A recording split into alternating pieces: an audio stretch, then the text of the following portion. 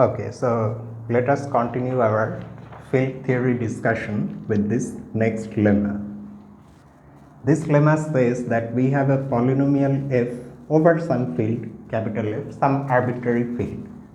Then it has a multiple root if and only if the polynomial and its derivative have a non-trivial common factor.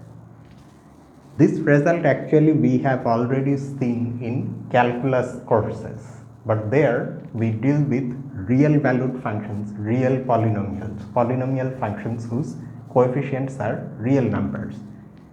Here, however, the coefficients are coming from an arbitrary field. Still the result is true. And by a non-trivial common factor, we of course mean a polynomial whose degree is positive. That is a non-constant polynomial. Okay, so let's now see how to prove this.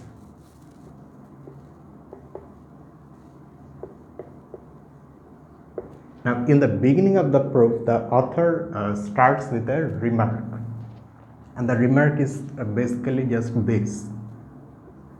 Suppose you have some extension k of your given field f, the underlying field in this situation, and say you consider two polynomials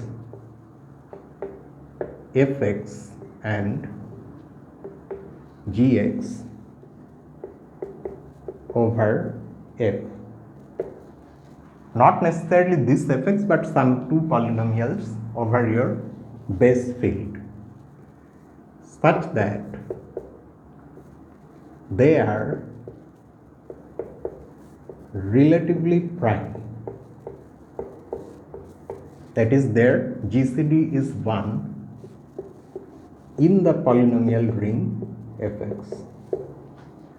Now we know from ring theory that when this happens, we find polynomials ax and bx such that this is equal to 1 for some ax and bx in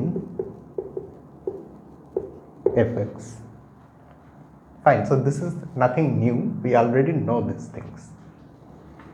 But now note that you have got this equation whose components, that is these four polynomials, can also be thought of as polynomials in the larger polynomial ring kx.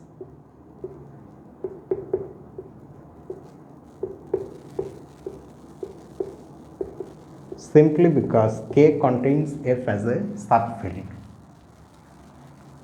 But then we also know one more thing from ring theory, that this is not a simple implication, but it goes the other way also. That whenever we find such an equation, then we can conclude that the polynomials f and g are relatively prime. But now keep in mind, we are interpreting things in the larger polynomial ring kx. So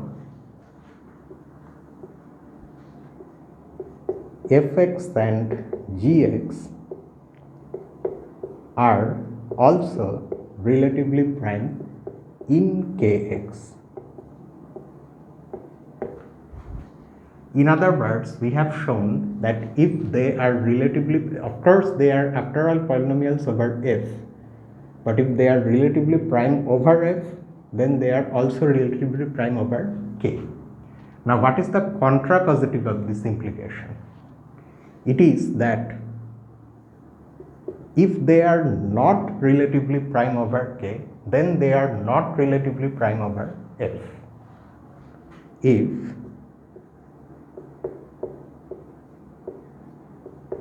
being not relatively prime means what?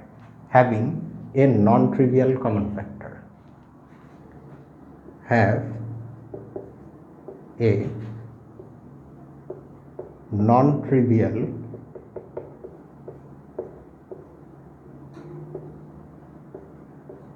common factor in kx, then they also have a non-trivial common factor in fx, and we are going to use this fact. So what we have shown is that any two polynomials originally over f, but if they have a non-trivial common factor in kx, that is, if there is a non-trivial, that means a positive degree polynomial in kx that divides fx and gx both, then there is also one such polynomial over f that also divides both of them, that is also non-trivial. Now let's go to the proof, actual proof.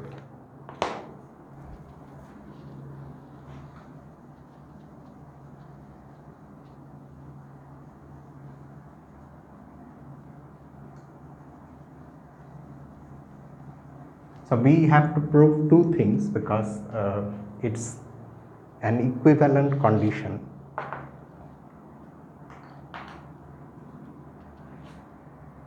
We are not, the author says that without loss of generality because of these things, the author is going to assume that the given polynomial f has all its roots in the field capital F itself. We, however, won't do that. Instead, we are going to consider the splitting field of fx, in which of course fx will have all its roots. So let f be the given field of course and k be the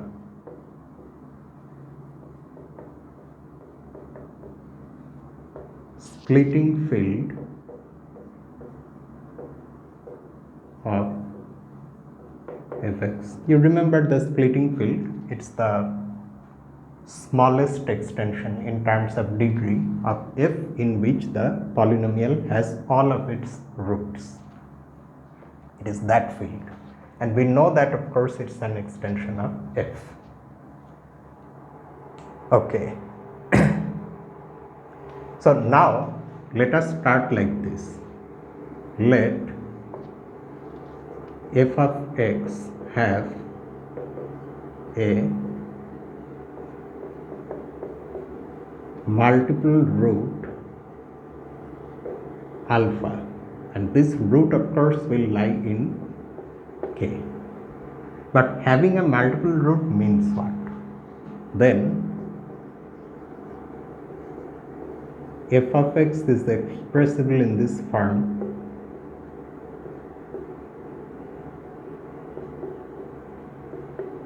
where m is some integer greater than 1 and qx of course is some polynomial in kx. What is it that we have to now prove? We have to now prove that f and its derivative have a non-trivial common factor over f. Okay, but we are going to get a non-trivial common factor over k, but then this part will allow us to conclude that such a factor also exists over f.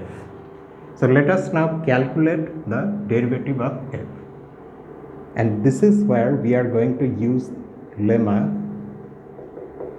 551, which just we have already seen in the previous field theory video. This lemma just gives us the basic properties of derivatives. So using that, the derivative of f is just simply how you calculate derivatives in calculus.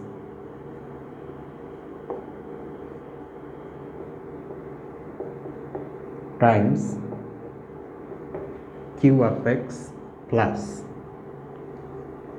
x minus alpha to the nth power times q prime of x.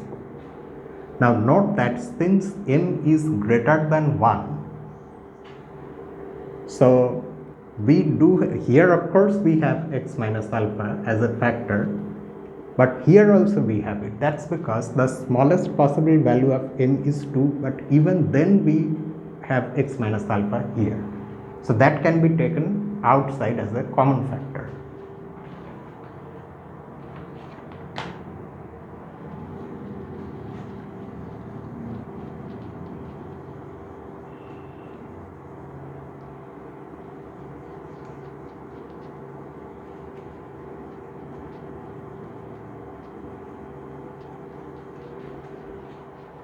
So if we do that, then of course we have x minus alpha. There is no point taking a higher power outside, because we just need one common factor, right? Times Rx, where you understand what Rx is. Rx is what you are left with after taking x minus alpha outside. And ultimately, of course, Rx is going to be some polynomial in Kx. Okay, so what do you now see? You now see that x minus alpha, this is a polynomial in Kx which is non-trivial fine because it has degree 1, and it divides both f of x and the derivative of f, and these divisions or these divisibility relations are true in Kx. So that's how we have found a non-trivial common factor of f and f prime in Kx. So there will be one such factor of them in Fx. So that proves 1/2. Now we have to prove the converse, namely that if there is a non-trivial common factor, then there is a multiple root. However, instead of proving the converse directly, we prove its contrapositive.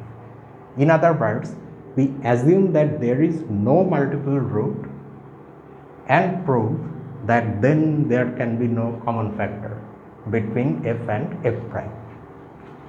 So let's see how that can be done.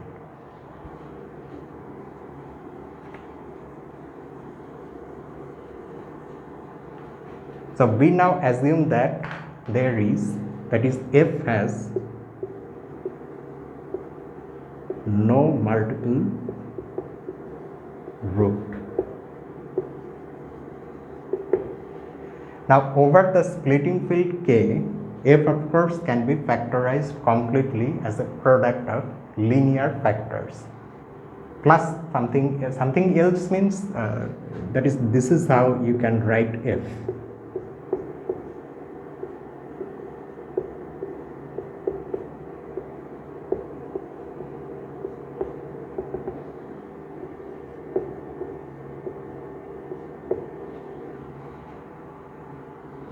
Where all these alpha i's are in K.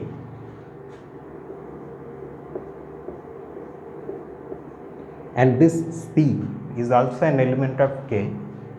It takes into account the coefficient of x, the largest power of x. Now our hypothesis that f has no multiple root means these alphas are all distinct.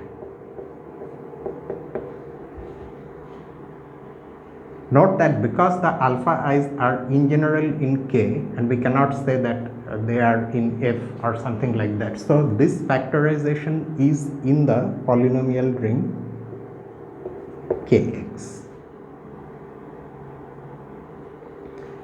Okay, so now in this situation, let us calculate the derivative of f. And in calculating the derivative of f, we are going to use the product rule, in fact its extension, okay, which we are familiar with from calculus, so we can do it directly. such a product, when you differentiate it, it turns into a sum. The derivative becomes a sum in which the terms are such that in the terms you differentiate one factor at a time and leave the others unchanged. So what I am trying to say is that this, suppose you have x minus alpha 1, just to take one example, x minus alpha 3. If you differentiate this using that extended product rule, if you call that so, then you differentiate, say, this one first and keep the others as such. That gives you this. Then you differentiate the middle one, obtaining this, plus then you differentiate the last one, keeping the first two factors same. So you get a sum in which each term is devoid of one factor, exactly one factor. So that's how, if you now calculate this, you then get a sum like this. The number of, you can take the C common out, of course. The author hasn't bothered to write C. He has just simply assumed that F is monic, which can be done. We are not going to discuss that because we are not following that path, okay. So for us, C is there. It's not going to cause any trouble though. The number of factors is n, so you can see that here there are 3 factors, so 3 terms are there in the sum. So here we will have n terms, and this is how the author has expressed the entire thing, where this hat indicates that this factor is not there in that particular term. There should be some way of indicating that, right? So hat is being used. In other words, if we do that here, then this first term, for example, will be written like this.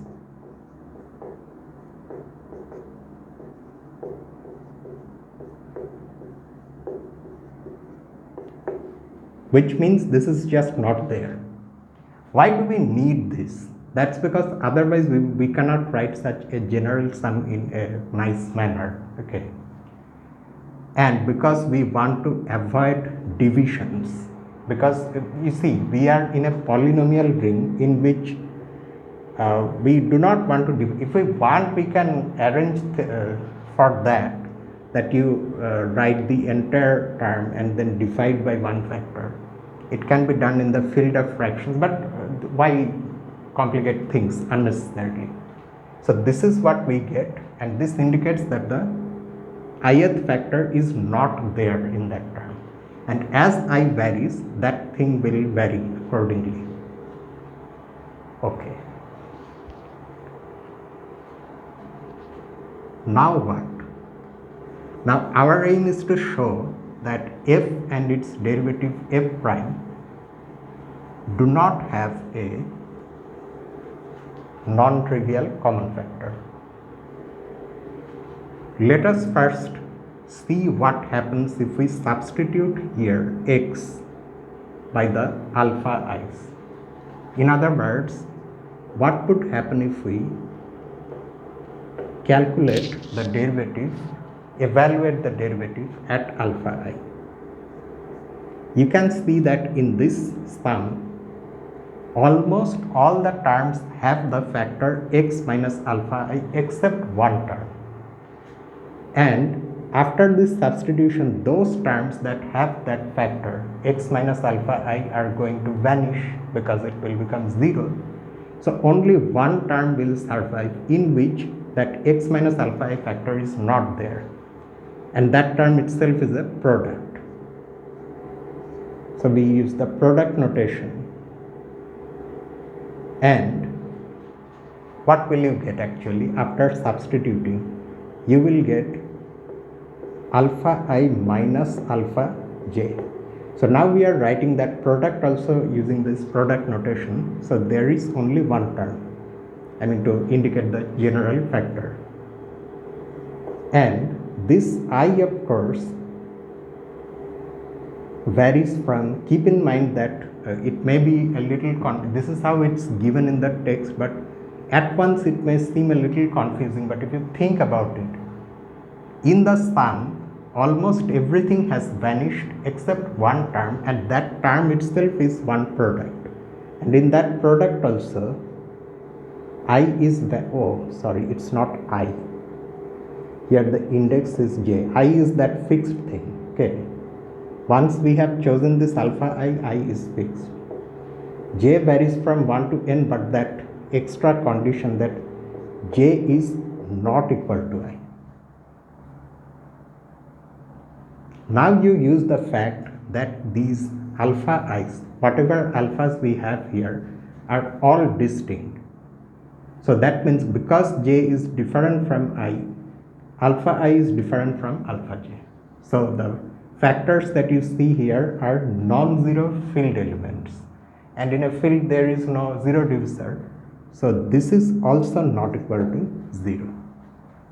In other words, the roots of the polynomial f are not, none of them is a root of the derivative. Now in this situation, if f and its derivative have a non-trivial common factor in fx, then that non-trivial common factor itself will have a root in the splitting field, and that root must be one of these alpha i's.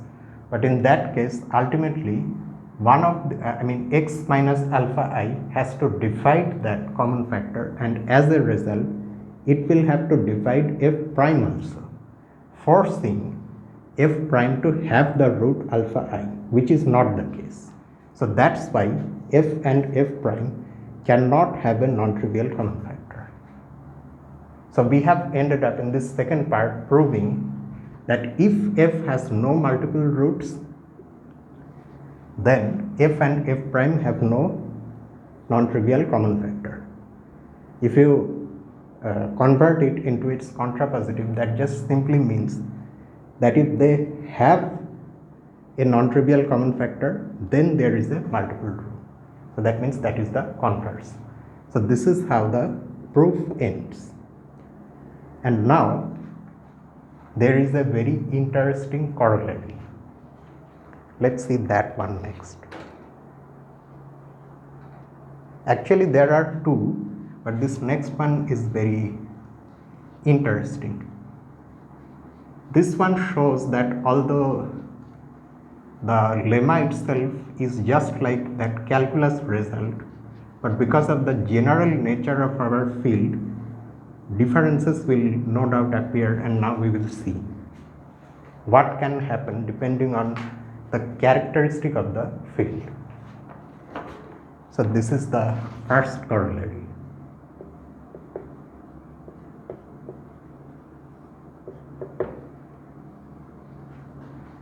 Let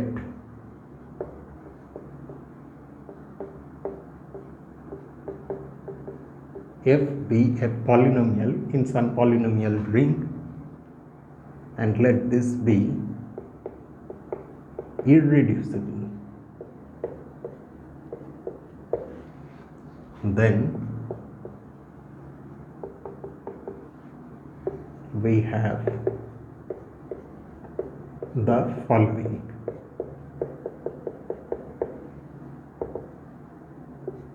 Number 1. If the underlying field f has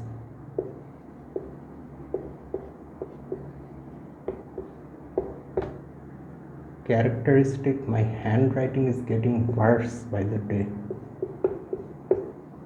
characteristic 0, then the polynomial has no multiple root.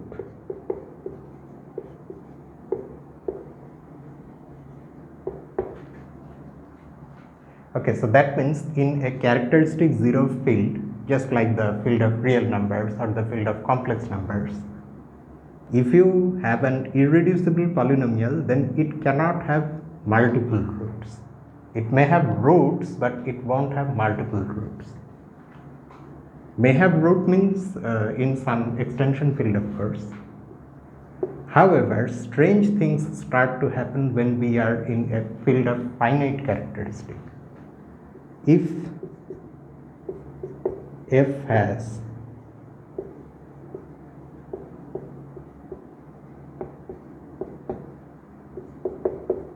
characteristic sum prime not equal to this, just indicates the fact that the characteristic is some prime, and f of x has multiple roots,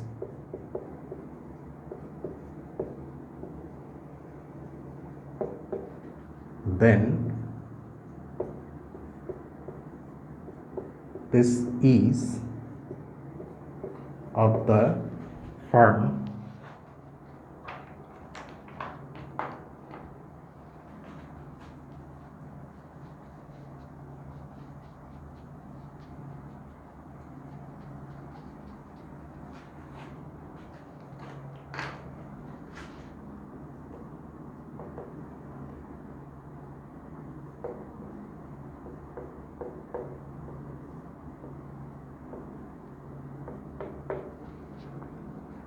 that is over a field of finite characteristics some prime, a polynomial that is irreducible and also has multiple roots must be another polynomial expression in x to the power p. Okay, so let's now see how this can be proved, keeping in mind that this is a corollary to that previous lemma. And this is how the proof starts. So because f is irreducible, the only factors of f in fx are 1 and fx itself, using the definition of irreducibility. Actually, if you want to be really strict technical, then these, strictly speaking, these are not the only factors of fx, but all the associates of these ring elements are also factors of them. That is, you can, for example, divide f of x by a non-zero field element. That you can do, which are units, and so they are associates of this one. Similarly, you can divide f of x by some unit times f of x. In other words, some non-zero field element times f of x. But when we are working in a Euclidean ring, whatever one element does, its associates also do all the same thing. That's why they are called associates. So we do not bother about such minor things. Okay.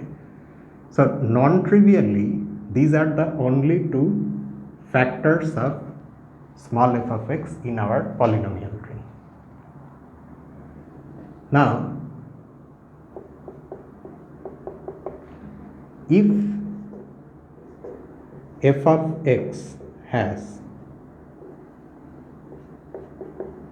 multiple roots, then by the previous lemma,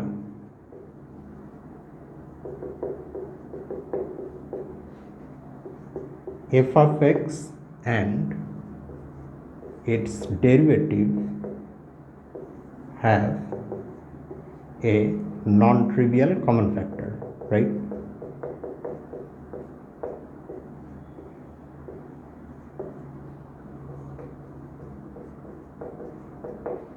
However, because f is irreducible, these are the only two factors of fx, and among them this one is the only non-trivial one. This one is trivial, being a constant. So that means this must be the sole non-trivial common factor which divides both fx as well as f prime of x. In other words, fx divides its derivative. Okay, fx, of course, it divides itself, but it also divides its derivative. That is a consequence of this conclusion. Now this has its own consequence.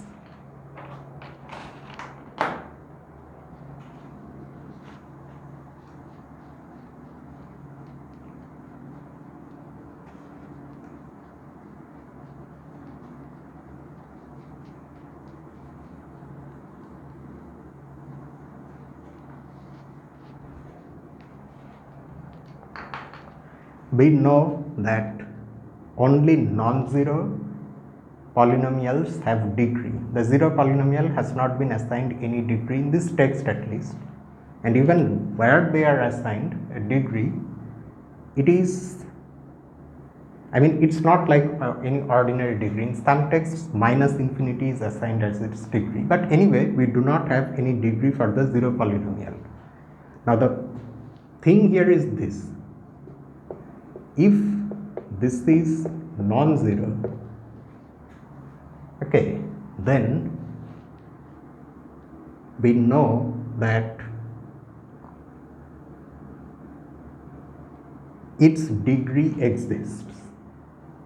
Fine. Now, what does this divisibility relation tell you? Among other things, it tells you that the degree of the divisor should be less than or equal to the degree of the polynomial that is being divided, because of that degree formula.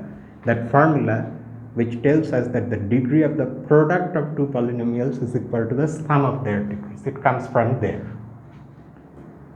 However, we know that when we differentiate a non-zero polynomial, then its degree gets reduced. So actually we have this.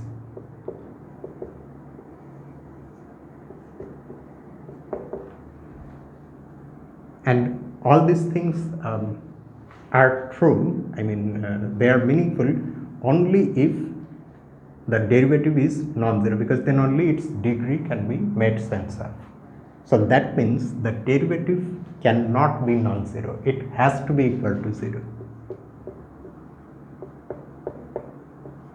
So now this is where we stand. The derivative of the polynomial must be equal to 0. And now there are two ways things can go. When the characteristic is 0,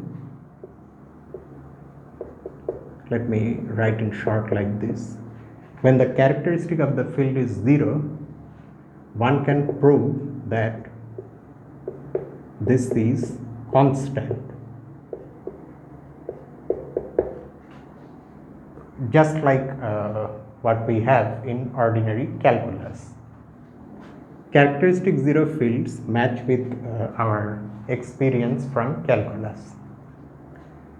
But if fx is constant, then there is a problem, right? Because in the original statement it's given that f is irreducible. So by definition f cannot be constant. So that's why this case does not arise at all. So the characteristic of f must be some prime number p. But in that case, one can show that f must be of this form, and this we will show. It is one of the exercises at the end of this section. Okay, so when we solve that exercise, it will be complete. Now it will have to stay in this form, and that's where the proof of this corollary ends. So this corollary clearly shows us that in over fields of finite characteristic, that is characteristics and prime number, things do not match with what we know from calculus or analysis. Now before we see an example where this thing actually happens, namely a polynomial that is irreducible and still has multiple roots, and as a result it has this form, before we see one such example, let's see corollary 2.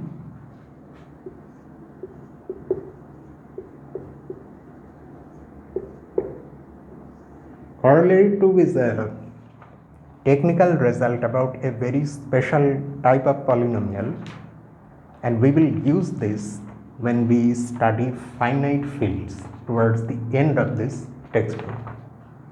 And it says this: if F is a field of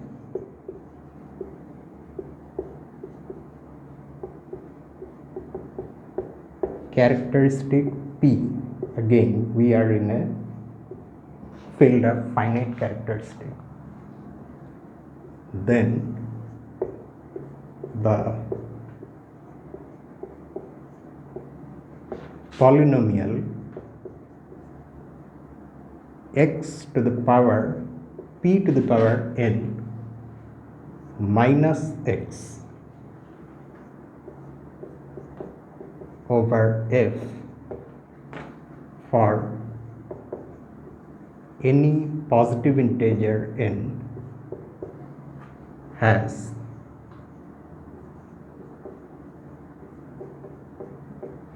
distinct roots. All of its roots are different from, that is, the roots are distinct, they are different from one another.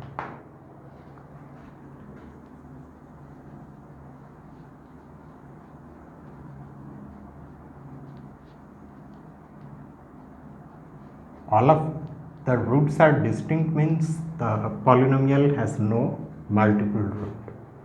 That means you can clearly see how to use our lemma 552.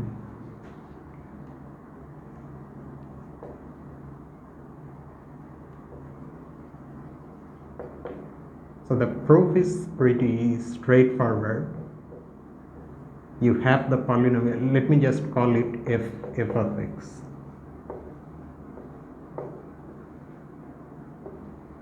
And you calculate its derivative.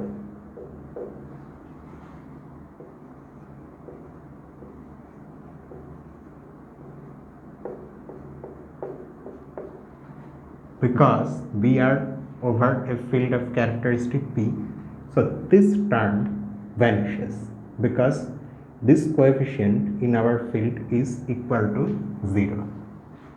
That means we have this. So the derivative is minus 1. As a result, these two are relatively prime. That is, their GCD is 1 because one of them is minus 1, right?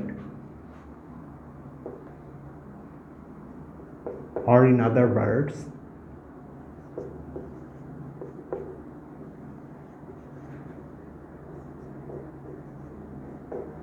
have no non-trivial common factor.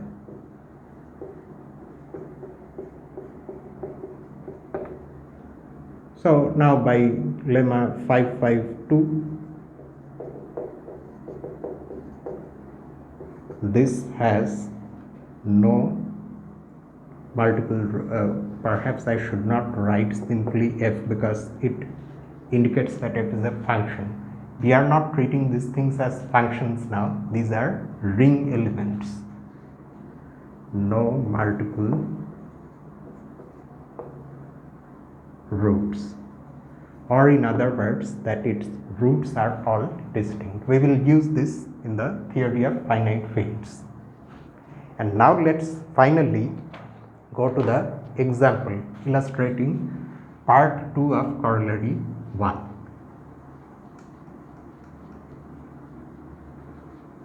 So we will now have to show a concrete polynomial which is irreducible, but still it has multiple roots and its form is of that form g of x to the power p. And to do that, what the author has done is he has considered some field f0 whose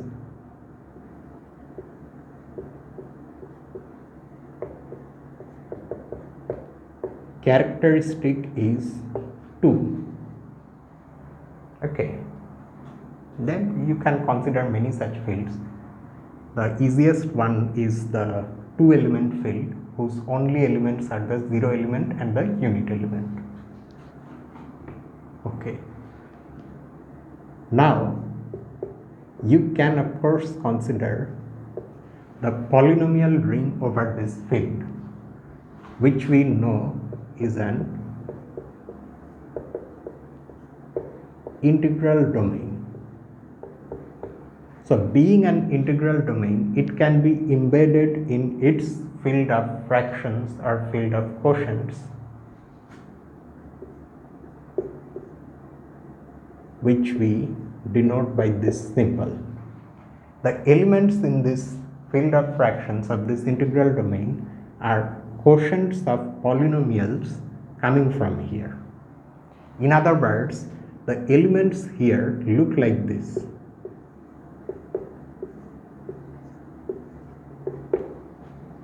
Where f and g are polynomials whose coefficients are coming from f0. And this has a name also, the field of rational functions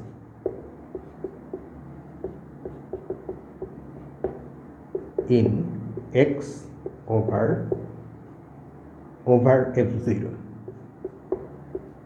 Although we say rational functions, but these again are not interpreted as functions, actually it's just a name. So now this itself is a field. Let us call that f, and let us now consider this polynomial ring ft, because we already have x there, so let's use another indeterminate t. And you consider this polynomial t squared minus x over f. Note carefully, things can become very confusing very quickly. What is the underlying field here? It is the field of rational functions, which themselves, if you think of them, are elements that look like this. Okay, so do not confuse yourself into thinking that you have two variables, two indeterminates. No, it's not that.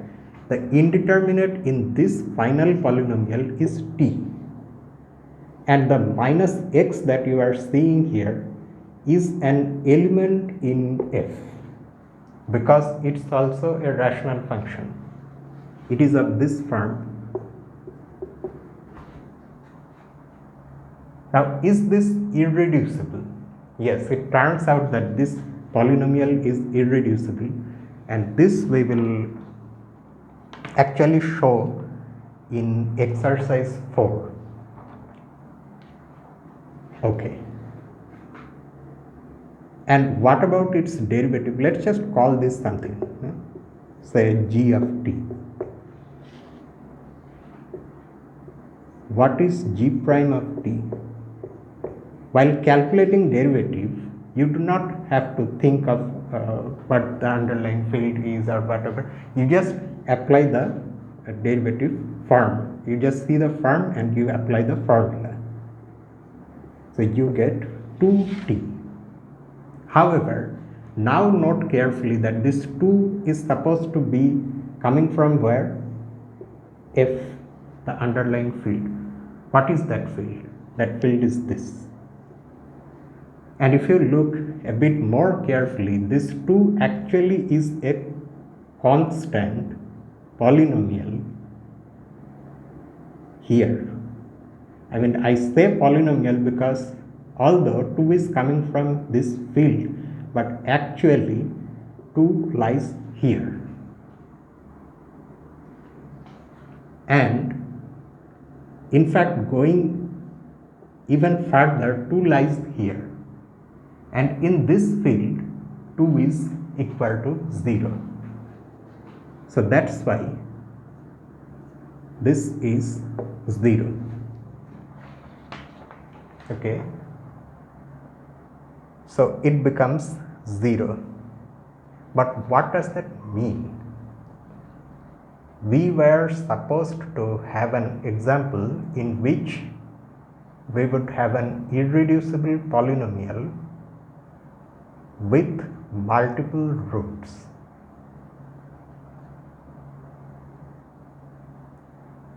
But if g prime of t is 0, then what are we getting here? Yeah, I have also got confused.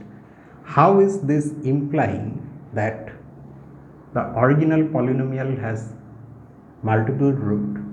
Using our lemma, multiple root means what? Having multiple root is equivalent to having this.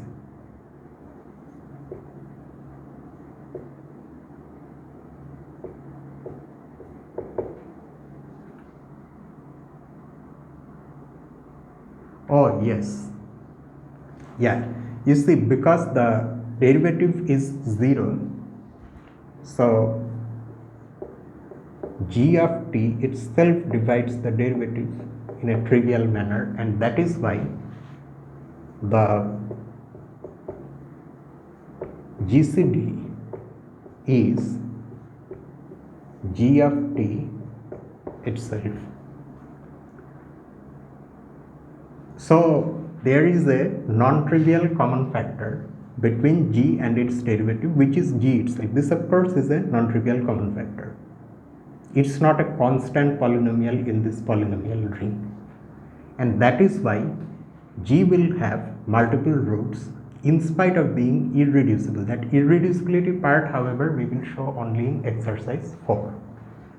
So these peculiarities which arise from the fact that you are in a field of finite characteristic can be studied in depth, but the author says that we won't do that in this text. Instead, whatever appears after this point, in all of them, the underlying field will be considered to be a field of characteristic 0. And we will then see there are some other things which come in this section itself. One of them is the notion of a simple extension. What happens when an extension is simple? How that notion is related to other things? All of these things we will see in the next field theory update. So that's just it for tonight. Tomorrow also we have an upload, but it won't be a video of course, because we have started having all the exercises in the community section. So tomorrow, what is it? Last Saturday, I forgot completely, okay, whether it's Galilean's group theory or ring theory, I don't remember exactly. But whatever it is, we will see tomorrow. So see you tomorrow with that in the community section. Until then, this is me, Lucifer, from A Mathematical Room. Have a nice night.